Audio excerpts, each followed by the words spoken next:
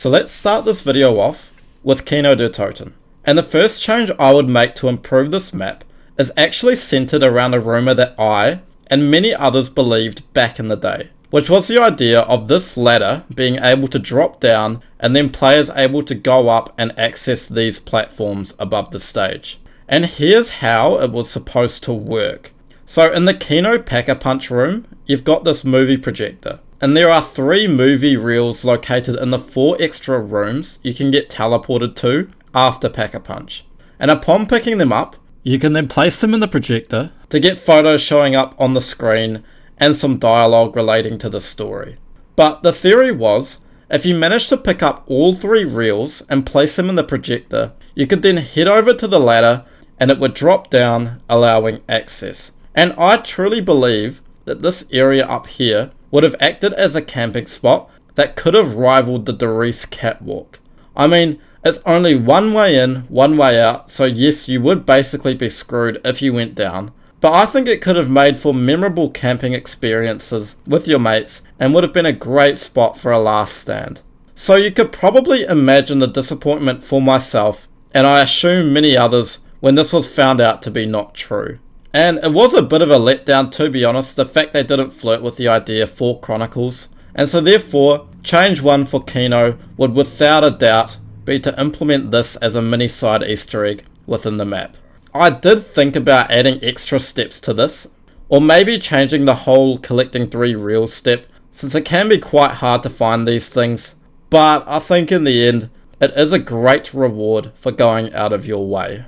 And now moving on to the second change I would make to Kino der Toten, it is to provide some sort of mini Easter egg where the reward is to remove the Nova 6 crawlers for the rest of the game.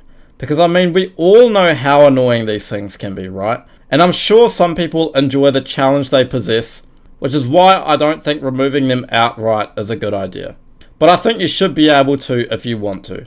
And the best way to have an Easter egg around this, I think, would be something of similar difficulty to the Doris Flytrap Easter egg. And what I'm thinking is, make it so that players need to pack-a-punch a weapon and then shoot the 2 radios that are located on the map. But because the weapons are pack-a-punched, the radios will play a different set of audio, which this audio will then describe that the Nova crawlers are getting produced by some device outside the map, and that this device is being powered by these power boxes within Kino der Toten. And so then players must knife or shoot all these boxes around the map to disable the device, and then no more Nova crawlers will spawn in for the rest of the game.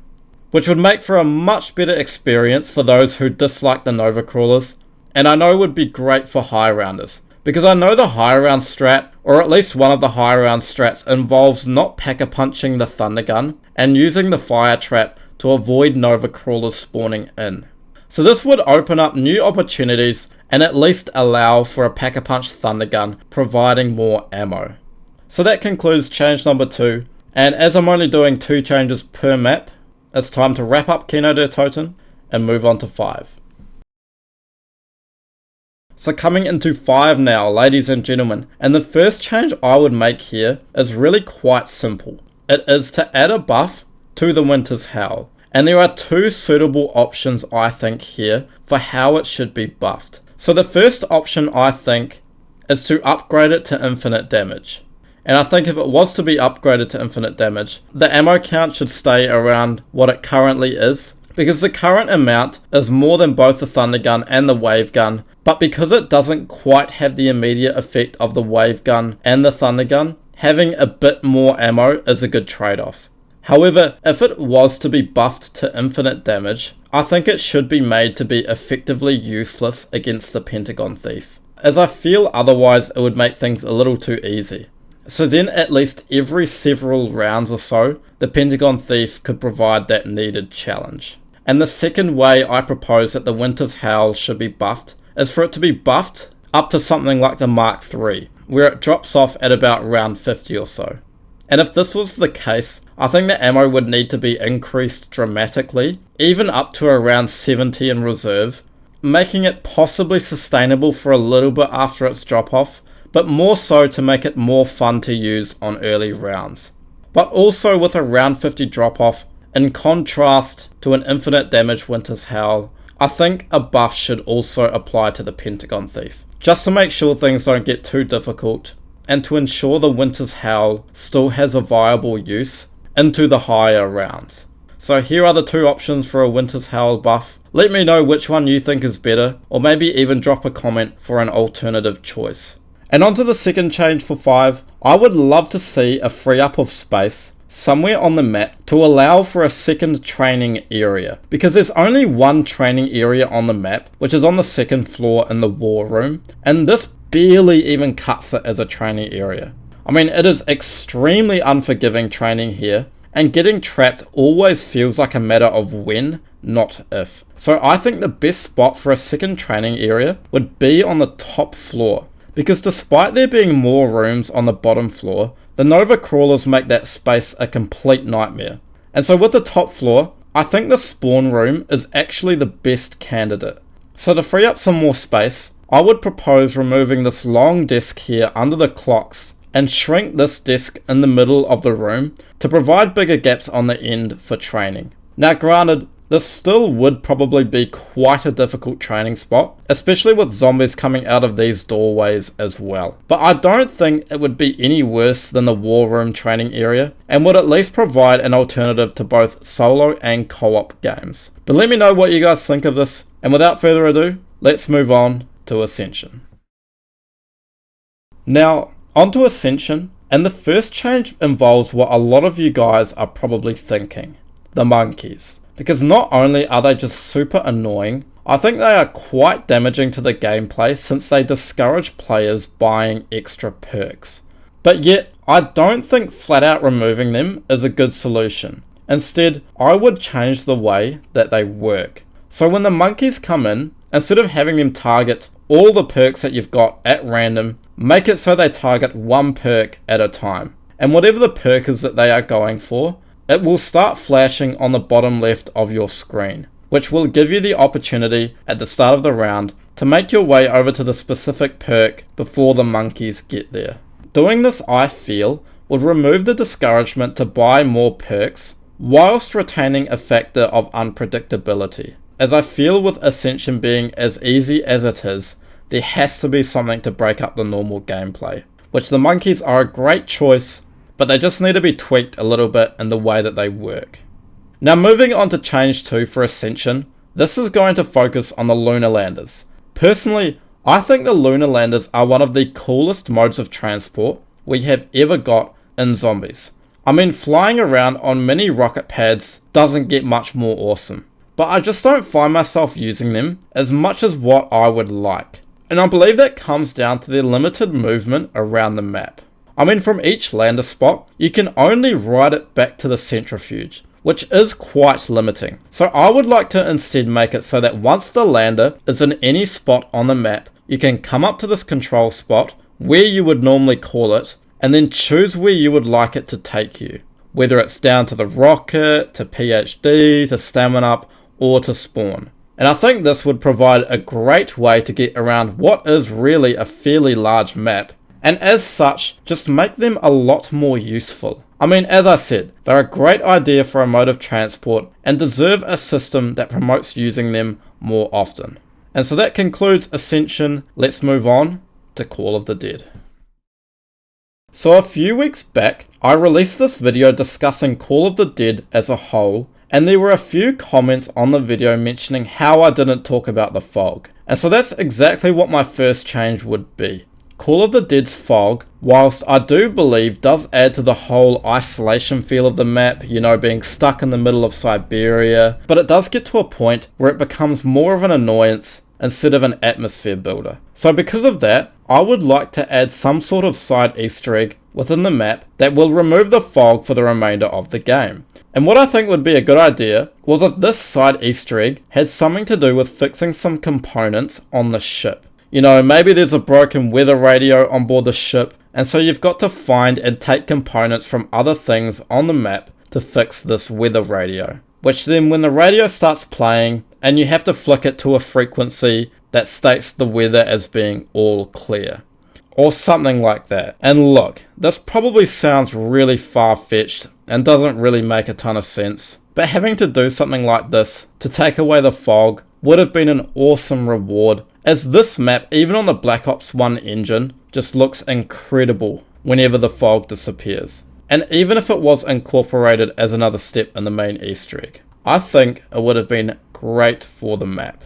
And now moving on to change 2, and to be honest, it is a rather simple one. I would increase the number of zip lines on the map. Again, like Ascension, it is such a great idea for a mode of transport, but I just feel it could have been done better. I mean, there's only 2 on the map, and the one from power to spawn is kinda useless really. I mean, within the game, the only time you ever have to go up there is to turn on power in the first place, and so it just doesn't get used.